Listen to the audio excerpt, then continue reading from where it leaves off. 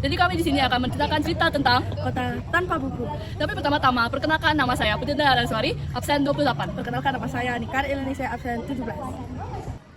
Pernahkah kau ke toko buku, perpustakaan, atau taman bacaan? Tidaklah kau merasa istimewa ketika berada di dalamnya?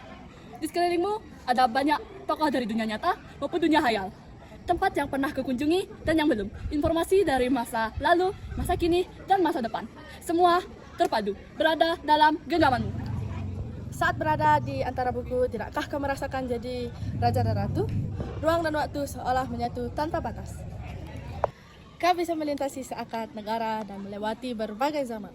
Kau bisa menyelam ke dalam samudra, melayang di angkasa, berada dengan aneka satwa, dan berkelana di tengah padatnya kota dan juga rimba raya. Kau tahu, buku adalah jendela dunia, kunci pengetahuan dan pintu wawasan. Muhammad Atta, sang proklamator, berkata, "Aku rela di penjara asalkan bersama buku, karena dengan buku aku bebas." Melalui buku, manusia terbebas dari ketidaktahuan. Tempat-tempat yang dipengaruhi buku adalah harapan berkembangnya pengetahuan dan wawasan. Apa jadinya jika kota tanpa buku? Pantaskah dia disebut kota? Di kota itu mungkin kabar datang dari sumber lain, dari koran, televisi, atau internet. Mungkin informasi dan cerita datang dari cerita nenek moyang, bagi dongeng-dongeng sebelum tidur. Irama warganya pun tiada beda. Bangun pagi, bertebaran di muka bumi untuk berbagai keperluan, untuk kembali pulang di siang atau sore harinya. Setelah itu, berangkat tidur, dan memulai lagi hari berikutnya. Semua serupa. Di kota itu, mungkin ada bangunan bernama perpustakaan. Di dalamnya, buku-buku berderet dalam rak yang tak terima. Tiada tangan meraih dan membuka halaman demi halaman dengan sukacita. Mungkin juga ada tumpukan buku di sudut-sudut sekolah yang sepi dan berdebu.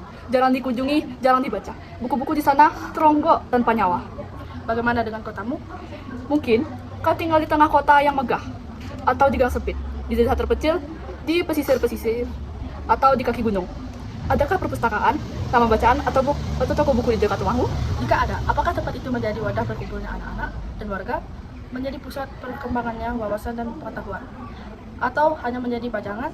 Maukah kau menjadi orang yang menghidupkannya? Kau bisa mengunjunginya dan mengajak teman-teman membaca dan berbagi cerita di sana. Jadikan tempat itu sumber kegembiraan dan pengetahuan. Jika tempat itu belum ada, maukah kau menjadi orang yang mulai menghadirkannya? Kau bisa memulainya dari sebuah sudut di teras rumahmu. Ajak teman-temanmu memulai langkah baru. Jangan biarkan waktu berlalu tanpa buku.